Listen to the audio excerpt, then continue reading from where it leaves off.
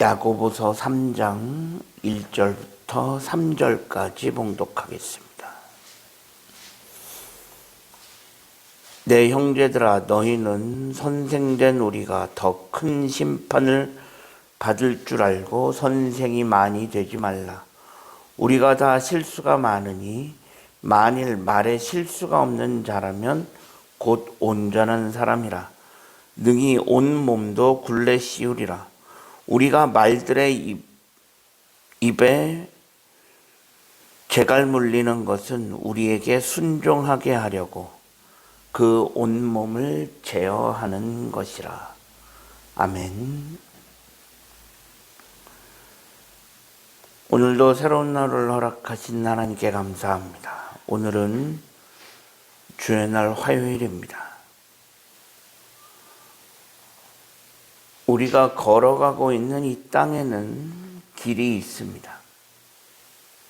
차가 다니는 길이 있고 사람이 다니는 길이 있습니다. 땅에도 길이 있듯이 이처럼 바다에도 길이 있다고 합니다.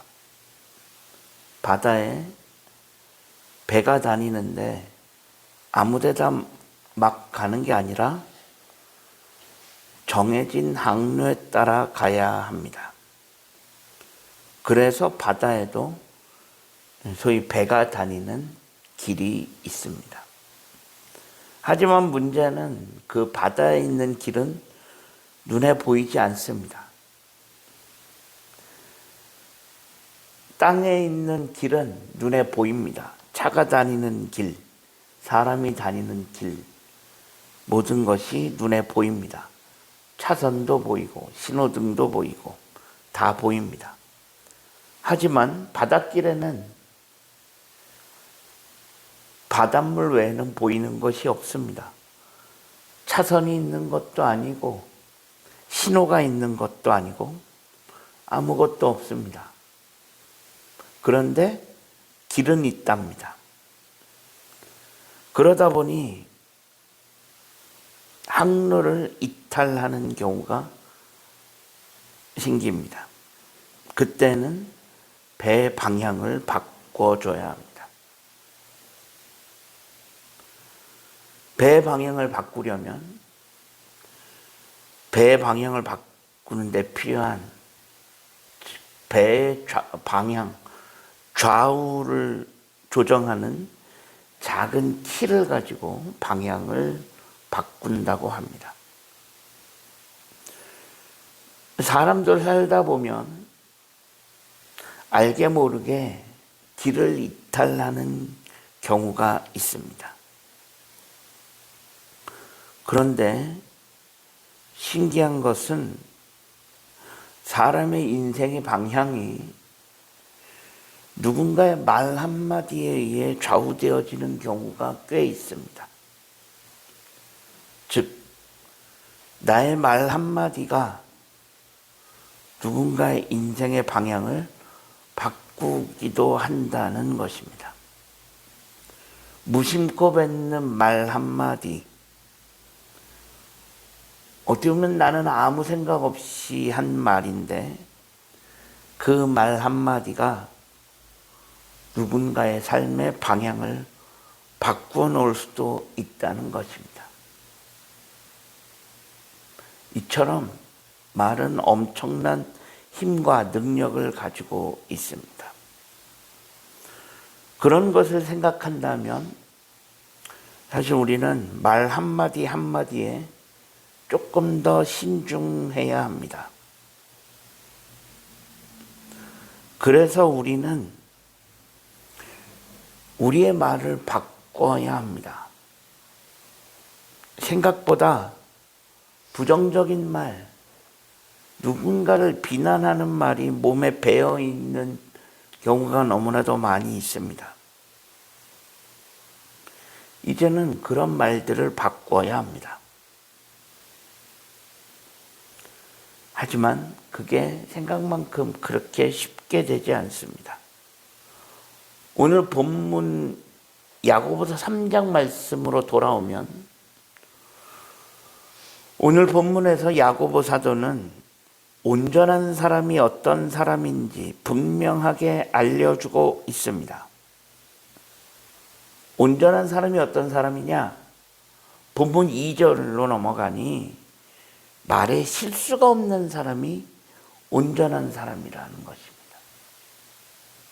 이 말을 바꾸면 말에 실수가 있으면 온전한 사람이 될 수 없다는 것입니다. 3절로 넘어가면 입에 재갈 물리는 경우는 순종을 위한 것이고 온몸을 제어하기 위한 것이다 라고 이야기합니다. 즉 순종을 위해서라면 때로는 우리의 입에 재갈도 물릴 수 있어야 한다는 것입니다. 우리의 입에 재갈 물리지 아니하면, 즉 아무 말이나 막 내뱉게 그냥 놔두면 순종도 할 수 없고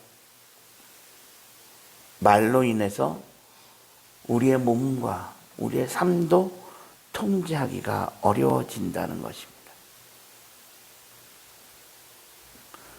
그래서 우리에게 예수 그리스도가 필요합니다. 내 안에 예수님이 계시면 나의 말도 달라질 수 있습니다. 갈라디아서에서 바울이 고백했던 것처럼 나는 죽고 예수로 살아야 바뀌어질 수 있습니다.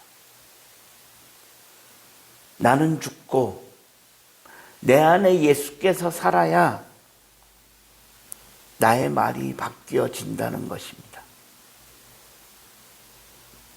부정적인 말, 누군가를 비난하는 말, 알게 모르게 내 안에 습관처럼 들어있었던 그런 말들을 바꾸려면 나는 죽고 예수로 살아야 한다는 것입니다. 오늘 하루 우리에게 예수 그리스도가 필요함을 깨닫는 오늘 하루가 될 수 있었으면 좋겠습니다. 정말로 나에게 예수 그리스도가 필요함을 깨닫고 나는 죽고 예수로 사는 오늘 하루의 삶이 되어질 수 있기를 주님의 이름으로 간절히 축원합니다. 기도하겠습니다. 하나님 감사합니다.